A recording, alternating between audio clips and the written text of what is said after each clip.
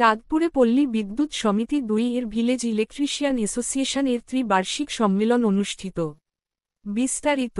Bangladesh village electrician association Chandpur পল্লী বিদ্যুৎ সমিতি ২ এর ত্রিবার্ষিক সম্মেলন ২০২৫ অনুষ্ঠিত হয়েছে শনিবার ১ নভেম্বর সকাল ১০টায় চাঁদপুর রিসোর্ট এন্ড রেস্টুরেন্টে। ভিলেজ ইলেকট্রিশিয়ান চাঁদপুর পল্লী বিদ্যুৎ সমিতি ২ এর সভাপতি মোহাম্মদ কবির হোসেন মোল্লার সভাপতিত্বে লক্ষ্মীপুর পল্লী বিদ্যুৎ সমিতির ভিলেজ ইলেকট্রিশিয়ান এর সাধারণ সম্পাদক বোরহান উদ্দিন এর সঞ্চালনায় অনুষ্ঠানে প্রধান অতিথির বক্তব্য রাখেন বাংলাদেশ ভিলেজ ইলেকট্রিশিয়ান অ্যাসোসিয়েশন কেন্দ্রীয় কমিটির সাধারণ সম্পাদক অ্যাডভোকেট রফিকুল ইসলাম।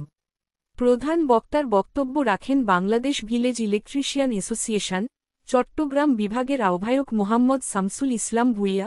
বিশেষ অতিথির বক্তব্য রাখেন চট্টগ্রাম বিভাগীয় কমিটি সাবেক সাধারণ সম্পাদক আবুল বাশার পারভেজ, সদস্য সচিব মোহাম্মদ মহি উদ্দিন, চট্টগ্রাম বিভাগের যুগ্ম আহ্বায়ক গাজী মোহাম্মদ রুহুল আমিন, শহীদ উল্লাহ, আবদুল্লাহ আল মামুন, আব্দুল ওহাব, চট্টগ্রাম বিভাগের সাবেক কোষাধ্যক্ষ মোহাম্মদ বোরহান উদ্দিন, ইলেকট্রিশিয়ান মোহাম্মদ আলমগীর হোসেন, মোহাম্মদ সালাউদ্দিন, মোহাম্মদ জসিম উদ্দিন, মোহাম্মদ ফারুক গাজী, মোহাম্মদ কাশেম।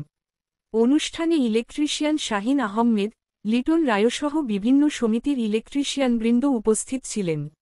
অনুষ্ঠানের শুরুতে পবিত্র কোরআন থেকে তেওলায়াত পাঠ করেন তসলিম উদ্দিন।